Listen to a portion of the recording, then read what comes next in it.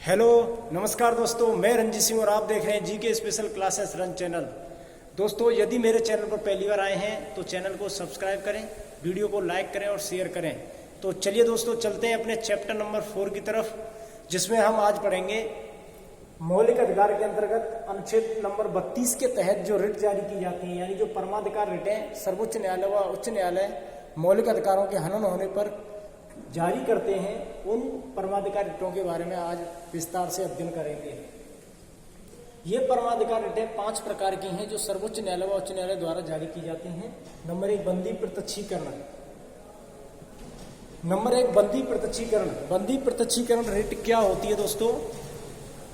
कि यह वह रिट होती है जो यदि कोई अधिकारी किसी व्यक्ति को अवैध रूप से गिरफ्तार करता है तो सर्वोच्च न्यायालय व उच्च न्यायालय रिट जारी करते हैं या एक आदेश जारी करते हैं, जिसके अंतर्गत जिस व्यक्ति को गिरफ्तार किया गया है उस व्यक्ति को अधिकारी को 24 घंटे के अंतर्गत सर्वोच्च न्यायालय या उच्च न्यायालय के समस्त प्रस्तुत करना होता है, जिससे कि उसके गिरफ्तार होने के औचित्य की जांच की जा सके। तो ये होता है बंदी प्रत्यक्षीकरण।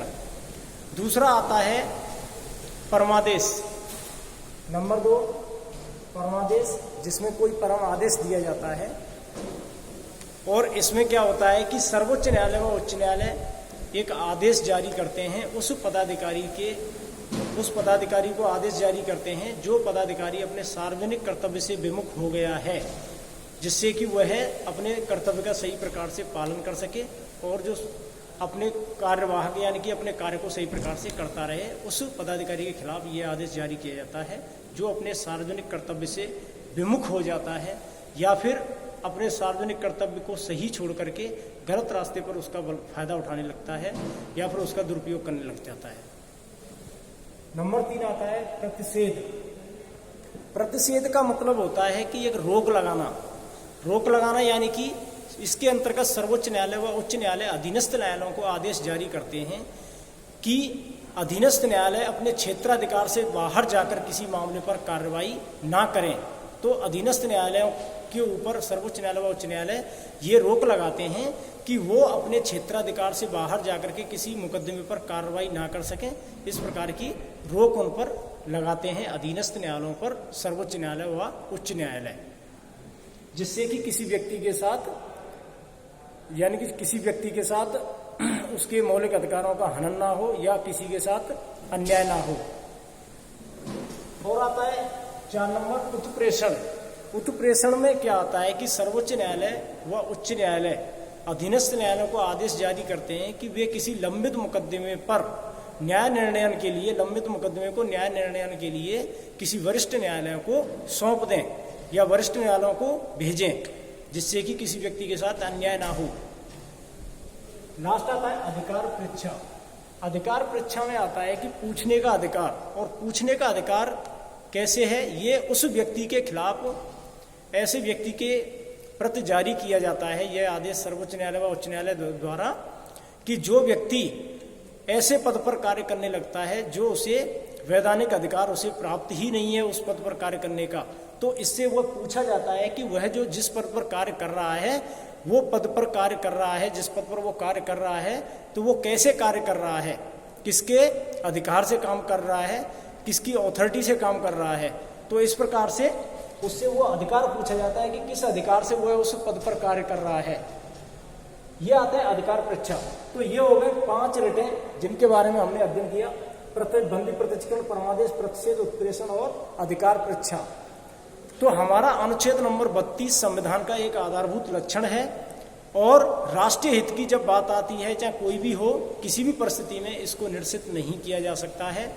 लेकिन जब भी राष्ट्रीय हित की बात आती हो या आपातकालीन स्थिति हो तो राष्ट्रपति अनुच्छेद नंबर 20 और 21 को छोड़ करके सभी मौलिक अधिकारों को निलंबित कर सकता है।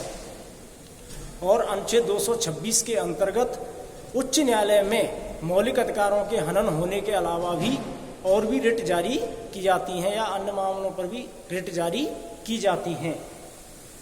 अभी आता है अनुच्छेद हो गया 32, जिसमें हमने संवैधानिक अधिकारों यानी संवैधानिक उपचारों का अधिकार पढ़ा था चैप्टर नंबर 3 के अंतर्गत। उसी में से बची थी परमाधिकार रिटें। तो अभी अनुच्छेद नंबर 31 सोच रहे होंगे कि अनुच्छेद नंबर 32 पढ़ लिया तो 31 कहाँ हो गया। तो दोस्तों मैं आपको बता देता हूं कि अनुच्छेद नंबर 31 में संपत्ति का अधिकार था, जिसे कानून का अधिकार बना दिया गया था 44वें संविधान संशोधन के द्वारा। तो अनुच्छेद 31 में संपत्ति का अधिकार था। तो अनुच्छेद 32 हो गया अनुच्छेद 33। अनुच्छेद 33, तो अनुच्छेद 33 के अंतर्गत क्या आता है। अनुच्छेद 33 में सशस्त्र सेना के जवानों, सशस्त्र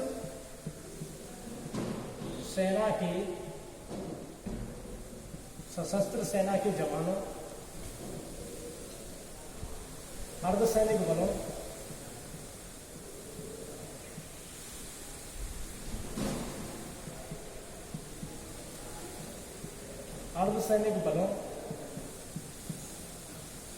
सूचना प्रणाली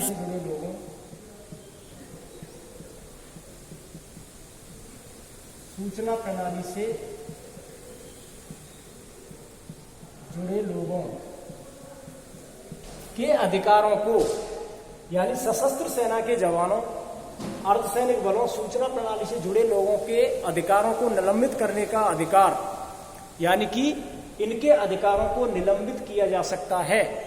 निलंबित करने का जो अधिकार है, जो प्रावधान है, वो अनुच्छेद 33 में रखा गया है। यानी कि यदि सशस्त्र सेना के जवानों के और अर्धसैनिक बलों, सूचना प्रणाली से जुड़े लोगों के यदि मौलिक अधिकारों का निलंबन किया जाता है तो वो अनुच्छेद 33 के द्वारा किया जाएगा। अनुच्छेद 33 में यह प्रावधान किया गया है।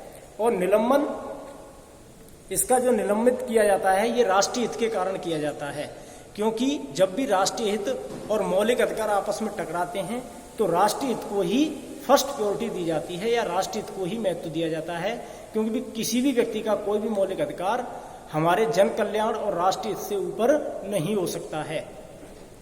अभी आता है अनुच्छेद 34।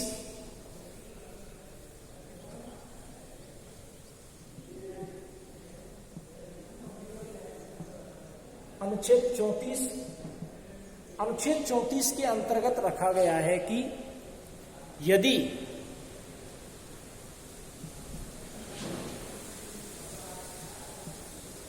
सैन्य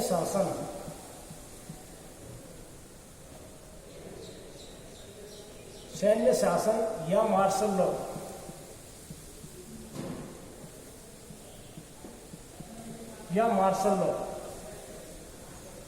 यानी कि इसमें आता है हमारी में सैन्य शासन या मार्शल लॉ, यानी कि सेना को जो अधिकार दिए जाते हैं, जैसे मान लो J&K में सेना है, सेना को अधिकार दिए गए हैं कि यदि सेना के नियमों के कारण या अधिकारों के कारण यदि किसी व्यक्ति के मौलिक अधिकारों का उल्लंघन होता है तो वो उल्लंघन नहीं माना जाएगा।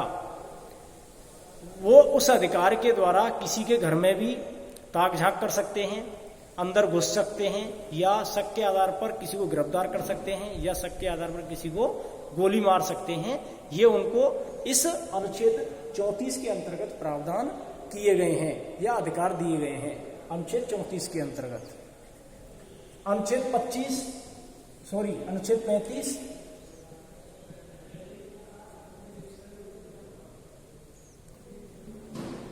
अनुच्छेद 35 में मौलिक अधिकारों को सशक्त बनाने का कानून,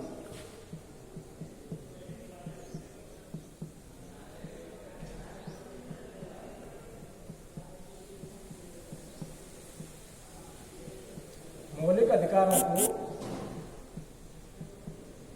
सशक्त बनाने का प्रावधान किया गया है। मौलिक अधिकारों को सशक्त बनाने का प्रावधान किया गया है अनुच्छेद 33 के अंतर्गत। और मौलिक अधिकारों को सशक्त बनाने पर कानून बनाने का अधिकार है संसद के पास। कानून बनाती है संसद। इस पर सिर्फ संसद ही कानून बना सकती है इन पर। तो दोस्तों ये थे अनुच्छेद 35 तक, जिनमें मौलिक अधिकारों का हमने अध्ययन किया। तो इस टॉपिक में दोस्तों इतना ही। यदि ये वीडियो अच्छी लगी हो या टॉपिक अच्छा लगा हो तो मेरे चैनल को सब्सक्राइब करें, वीडियो को लाइक करें और शेयर करें। और दोस्तों मैं आपको अगले टॉपिक में लेकर के आता हूं, एक इंटरेस्टेड टॉपिक। मिलते हैं अगली वीडियो में। नमस्कार।